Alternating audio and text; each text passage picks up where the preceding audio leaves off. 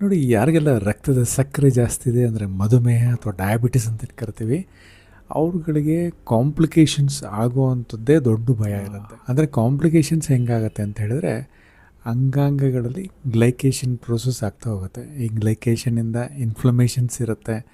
Inflammation ಮತ್ತು ಎರಡನೇದು oxidative stress ಅಂತೆಲ್ಲ ಆಗುತ್ತೆ. ಬರೀ ರಕ್ತದ ಸಕ್ಕರೆ ಕಡಿಮೆ ಜಾಸ್ತಿ ಅಷ್ಟೇ ಅಲ್ಲ, ಡಯಾಬಿಟಿಸ್ನಲ್ಲಿ ಈ ಥರದ ಉರಿಯೂತ ಆಗುವಂಥ ಪಾಸಿಬಿಲಿಟಿ ಹೆಚ್ಚಾಗಿರುತ್ತೆ. ಆದ್ದರಿಂದ ಇದನ್ನು ನಿಯಂತ್ರಣದಲ್ಲಿ ಇಟ್ಕೋಬೇಕು ಅಂತ ಹೇಳಿದ್ರೆ, ದಿನನಿತ್ಯ ಕ್ರಮಬದ್ಧವಾದ ಆಹಾರ ಕ್ರಮನ ಫಾಲೋ ಮಾಡಬೇಕಾಗತ್ತೆ. ಎರಡನೇದು, ದಿನನಿತ್ಯ 3/4 ಗಂಟೆ ಬ್ರಿಸ್ಕ್ ವಾಕ್ ಅಥವಾ ವ್ಯಾಯಾಮನ ಮಾಡಲೇಬೇಕಾಗತ್ತೆ. ಮೂರನೇದು, ಔಷಧಿಗಳನ್ನ ಸರಿ ತಗೊಂಡು ಪ್ರತಿ 3 ತಿಂಗಳಿಗೊಂದು ಸಲ HbA1c ಪರೀಕ್ಷೆನ ಮಾಡಿಸ್ತಾ ಇರಬೇಕಾಗತ್ತೆ.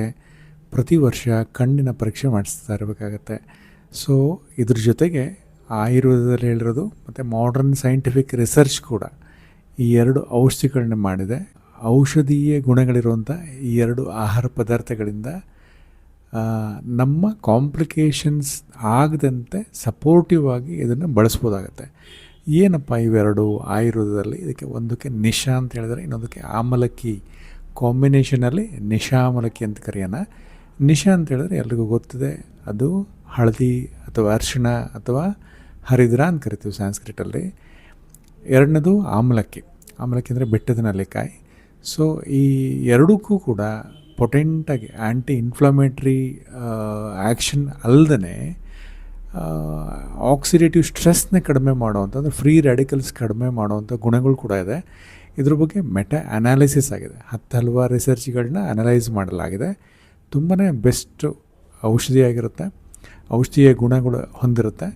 ಆದ್ದರಿಂದ ಸಪೋರ್ಟಿವ್ ಆಗಿ ತೊಗೋಬೇಕು ಅಂತ ಹೇಳಿದ್ರೆ ನೀವು ಎಂತ ಮಾಡಬೇಕು ಅಂದರೆ, ದಿನ ಬೆಳಗ್ಗೆ ಮತ್ತು ಸಂಜೆ ಈ ನೆಲ್ಲಿಕಾಯಿ, ಬೆಟ್ಟದ ನೆಲ್ಲಿಕಾಯಿ ಸಣ್ಣ ಸಣ್ಣ ಹೆಚ್ಕೊಂಡು ಅದ್ರ ಮೇಲೆ ಅರಿಶಿಣದ ಪುಡಿನ ಉದುರಿಸ್ಕೊಂಡು ಅವಾಗವಾಗ ಸೇವನೆ ಮಾಡ್ತಾ ಇರಬೇಕು. ಆಮಲಕ್ಕಿ ಈಸ್ ಎ ಬೆಸ್ಟ್ ರಸಾಯನ. ಯಾಕಂತ ಹೇಳಿದ್ರೆ ಅದರಲ್ಲಿ 5 ಥರದ ರಸ ಇದೆ, ಆಯಿತಾ? ಮಧುರಾಮ್ಲ, ಲವಣ, ಕಟುತಿಕ್ತ ಕಷಾಯ ರಸದಲ್ಲಿ ಲವಣ ಒಂದು ಬಿಟ್ಟು ಬಾಕಿ ಎಲ್ಲ ರಸಗಳು ಅದರಲ್ಲಿದೆ.